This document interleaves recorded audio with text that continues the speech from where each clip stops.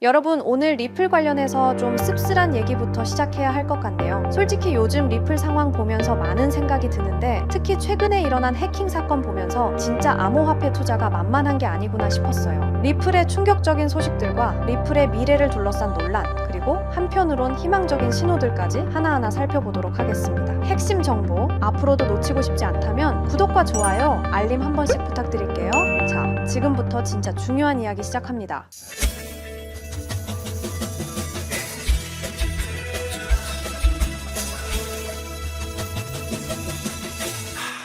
먼저 이 충격적인 사건부터 얘기해볼게요. 미국의 브랜든 라로크라는 투자자가 8년간 모아온 리플 120만 개를 해커한테 탈취당했어요. 120만 개면 지금 시세로 300만 달러, 우리 돈으로 약 40억 정도 되는 어마어마한 돈입니다. 이분이 유튜브 영상을 통해서 자신의 사연을 공개했는데 정말 가슴 아픈 내용이었어요. 저는 모든 것을 제대로 했다고 생각했다고 하시면서 이제는 라스베이거스로 이사도 집을 사는 것도 불가능하다. 아내와 함께 은퇴했지만 다시 일터로 돌아가야 할 상황이라고 말씀하셨어요. 여러분, 은퇴한 분이에요. 편안한 노후를 보내려고 했던 분이 다시 일자리를 찾아야 한다니 정말 암담하죠. 그런데 어떻게 이런 일이 일어났을까요? 이분이 사용한 게 엘리팔 지갑이었는데 문제는 이게 인터넷과 연결된 상태, 즉 하설렛 상태였다는 거예요. 엘리팔 측에서는 시드 구문이 앱에 입력되어 있었기 때문이라고 밝혔어요. 시드 구문이 뭐냐면 쉽게 말해서 여러분 지갑의 마스터 키예요. 이게 온라인에 노출되면 해커가 언제든 접근할 수 있는 거죠. 사실상 보안이 완전히 취약한 상태였던 거예요. 더 절망적인 건 뭐냐면 탈취된 리플이 이미 동남아 시장으로 세탁됐다는 거예요. 불법 자금 거래로 알려진 곳으로 돈이 빠져나갔다는 거죠. 블록체인 조사관 제객스비티라는 전문가가 이 사건을 분석했는데 그가 내린 결론이 참 씁쓸해요. 피해자가 리플을 되찾을 가능성이 매우 낮다고 했어요. 왜냐면 미국에서 암호화폐 탈취 사건 피해자들이 사법당국의 도움을 받기가 쉽지 않기 때문이래요. 그리고 이 전문가가 중요한 조언을 했습니다. 피해를 입은 즉시 유능한 민간 전문가를 찾아야 한다면서 사기성 복구 업체를 피해야 한다고 덧붙였어요. 이미 피해본 사람들한테 또 사기치는 나쁜 놈들이 많다는 거죠. 이 해킹 사건이 일어난 직후 글로벌 금융 전략가 버산 알자라가 리플 보유자들에게 자산 보호 경고를 내렸어요. 그가 뭐라고 했냐면 리플을 지키지 않는다면 당신의 미래를 남의 손에 맡기는 것과 같다고 했어요. 진짜 직설적이죠? 근데 맞는 말이에요. 특히 10월 초에 1900만 달러 규모, 우리 돈으로 약 250억 정도 되는 대규모 청산 사태가 발생했다고 하는데 이런 상황에서 자산 통제권을 지키는 것이 생존의 문제라고 강조했어요. 알자라가 제시한 유일한 해법은 셀프 커스터디예요. 셀프 커스터디가 뭐냐면 내 코인을 내가 직접 관리한다는 거예요. 거래소나 제3자한테 맡기지 않고요. 이분이 어떻게 하고 있냐면 본인은 콜드 월렛을 8개나 사용한다고 합니다. 왜 이렇게 많이 쓰냐고요? 보안을 다층적으로 강화하기 위해서래요. 한 곳에 다 넣어두면 위험하니까 분산 보관하는 거죠. 콜드 월렛의 장점이 뭐냐면 개인이 프라이빗 키를 직접 소유해서 완전한 자산 통제권을 확보할 수 있다는 거예요. 그리고 온라인 해킹 위험에서 벗어날 수 있고요. 반대로 거래소나 커스터디얼 월렛의 자산을 보관하면 어떻게 되냐? 프라이빗 키를 제3자가 소유하게 돼요. 이건 실질적으로 자산의 통제권을 잃는 거라고 알자라는 지적했어요. Not your keys, not your coins 라는 말 들어보셨죠? 네 키가 아니면 네 코인도 아니다. 이 말이 왜 나왔는지 이제 아시겠죠? 자, 리플 가격 보면 진짜 재미없죠? 2.3달러대에서 꿈쩍도 안 해요. 근데 이게 알고 보면 일부러 그런 거라는 분석이 나왔어요. 맥스 에이블이라는 분석가가 재밌는 말을 했어요. 이거 버그 아니고 기능이다 이랬어요. 프로그래머들이 쓰는 농담인데 쉽게 말하면 일부러 이렇게 만든 거다라는 뜻이에요. 왜 일부러 재미없게 만들었냐고요? 리플이 원래 누구 쓰라고 만든 건지 생각해보세요. 은행이에요. 은행. 근데 은행이 도지코인 같은 거 쓸 수 있겠어요? 어제는 100원이었는데 오늘은 50원이네요. 이러면 은행 망하죠. 그래서 리플은 태생부터 좀 지루하게 만들어진 거예요. 우리 같은 개인 투자자들은 빨리 좀 올라라 이러는데 금융기관들은 다행이다. 안정적이네 이러고 있는 거죠. 근데 여기서 희망적인 얘기가 뭐냐면 2017년에도 똑같았대요. 지금처럼 재미없게 옆으로만 가다가 어느 날 갑자기 붐 하고 사상 최고가 찍었다는 거예요. 에이브리가 또 뭐라고 했냐면 리플은 남들이 광란에 파티할 때는 구석에서 조용히 있다가 파티 끝나고 다 지쳐서 집에 갈 때 혼자 춤추기 시작한대요. 좀 이상한 놈이죠? 근데 그게 리플만의 패턴이래요. 지금 2.58달러랑 2.82달러가 중요한 관문이에요. 여기만 뚫으면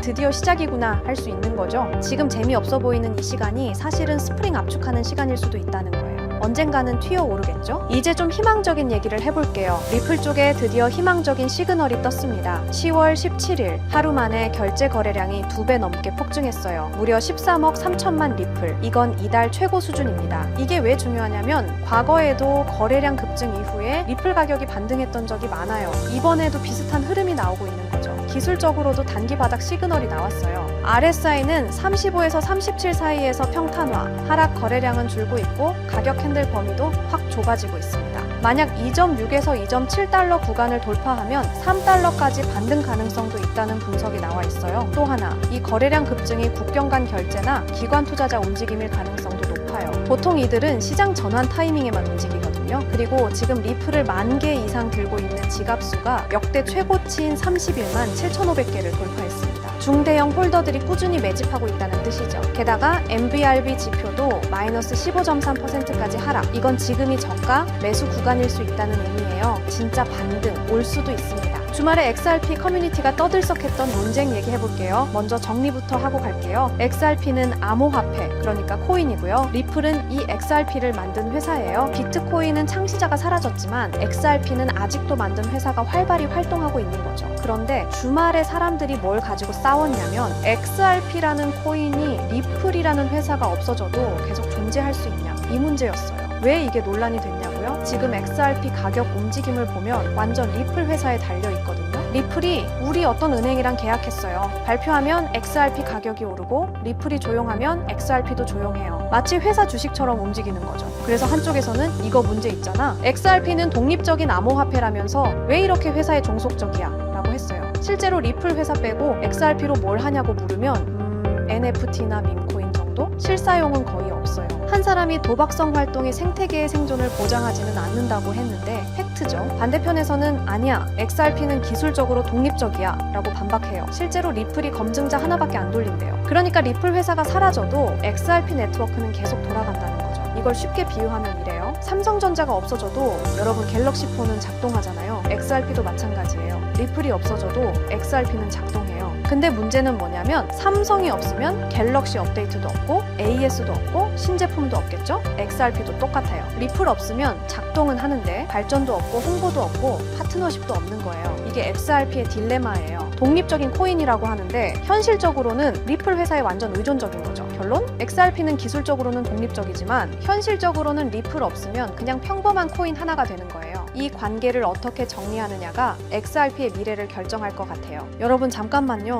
저 정말 솔직하게 고백할게요. 2022년 봄날 저는 인생에서 가장 바보 같은 실수를 했습니다. 투자에서 가장 중요한 게 뭘까요? 분석 실력? 자금력? 운? 틀렸습니다.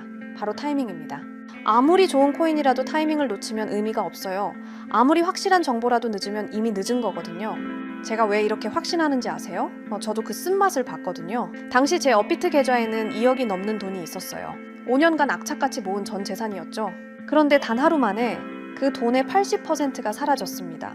테라루나, 이런 일이 나한테 일어날 리 없어 라고 생각했는데 현실이었어요. 왜 하필 그 타이밍에 매수했을까? 왜 그때 안 팔았을까? 하지만 여러분, 그 절망의 순간이 저를 완전히 다른 사람으로 만들어놨습니다. 지금부터 들려드릴 이야기는 어떻게 타이밍이라는 운명을 제가 통제할 수 있게 되었는지에 대한 진짜 이야기입니다. 혹시 이런 경험 있으신가요? 밤늦게 차트만 보다가 잘못된 타이밍에 매수하신 적, 포모 때문에 고점에서 들어가서 물렸던 순간 손실이 나니까 감정적으로 더 큰 베팅을 했던 경험, 이번엔 다를 거야 라고 생각했지만 또 같은 실수를 반복하셨죠?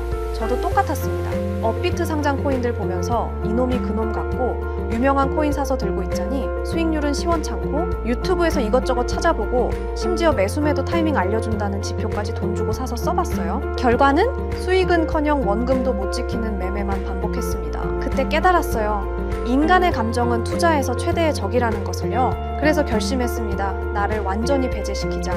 내가 잠든 사이에도, 회사에 있을 때도, 심지어 휴가를 떠났을 때도 감정 없는 차가운 알고리즘이 24시간 나를 대신해서 완벽한 타이밍에 거래한다면 처음에는 시중 자동 매매 프로그램 5개를 써봤어요. 하지만 문제가 있더라고요.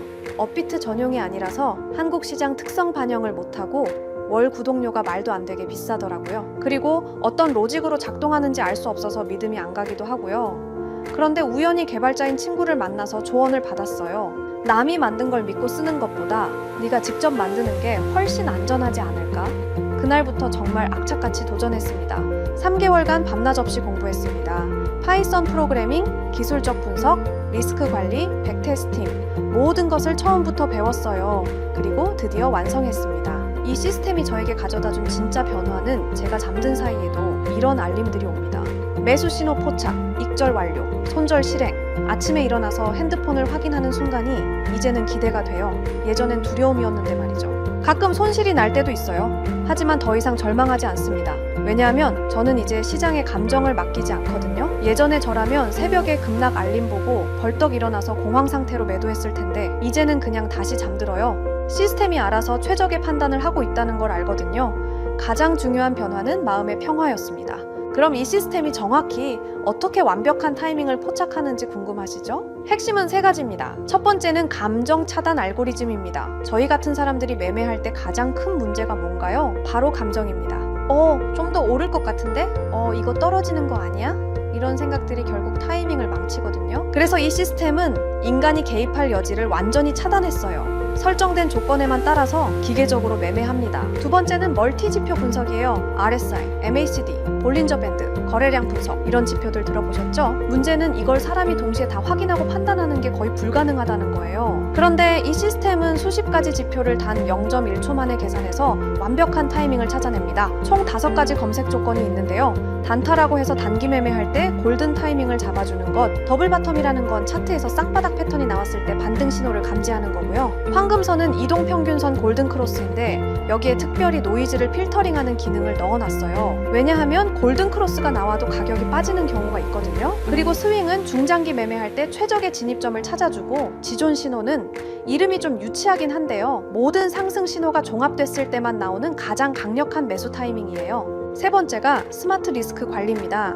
이게 정말 중요한데요. 한 번에 전체 자산의 2%만 위험에 노출시켜요. 그러니까 설령 10번 연속 손실이 나더라도 자산의 20%만 잃는 구조로 설계했습니다. 그리고 일일 손실 제한이라는 기능도 있어서 제가 설정한 금액만큼 손실이 나면 그 즉시 모든 포지션을 정리하고 프로그램이 멈춰요. 이 모든 조건들은 제 마음대로 만든 게 아니고요. 실제 여의도와 강남에서 활동하시는 현업 트레이더분께 어렵게 자문받아서 수개월간 테스팅하면서 완성한 거예요.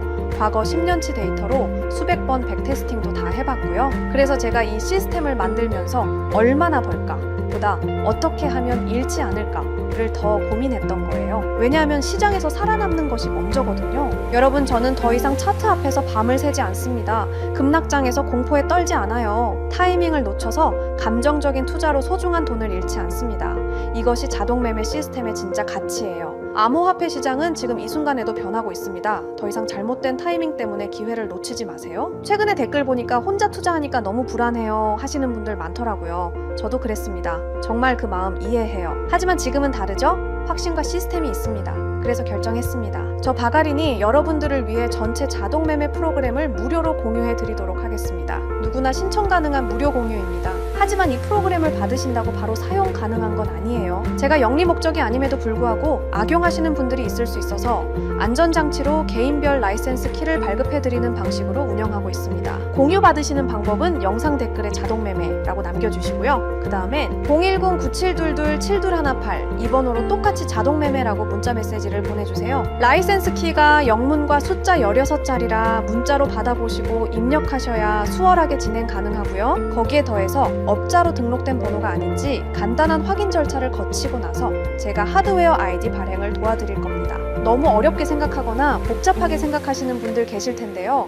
제가 프로그램만 전달 드리는 게 아니라 쉽게 따라 하실 수 있게 꼼꼼하게 작성된 설명서도 첨부해서 드릴 예정이니 걱정하지 않으셔도 됩니다. 제가 실제로 사용하는 전체 자동매매 프로그램, 개인별 라이센스 키 발급, 자동매매 사용 방법 설명서를 무료로 공유해 드릴 테니 진짜 암호화폐로 인생 바꾸고 싶으신 분들만 010-9722-7218 이 번호로 자동매매라고 문자 보내주시고요. 더 이상 혼자 고민하지 마시길 바랍니다. 더 이상 타이밍을 놓치지 마세요. 더 이상 후회하지 마세요. 자, 지금부터가 진짜 시작입니다. 저 바가린과 함께 수익을 만들어 가실 분들 지금 바로 참여해주세요. 기회는 준비된 자에게만 옵니다. 여러분도 그 준비된 자가 되시길 바랍니다. 끝까지 시청해주셔서 감사드리고요. 다음 영상에서도 더욱 깊이 있는 인사이트로 찾아뵙겠습니다. 오늘도 행복한 투자 되세요.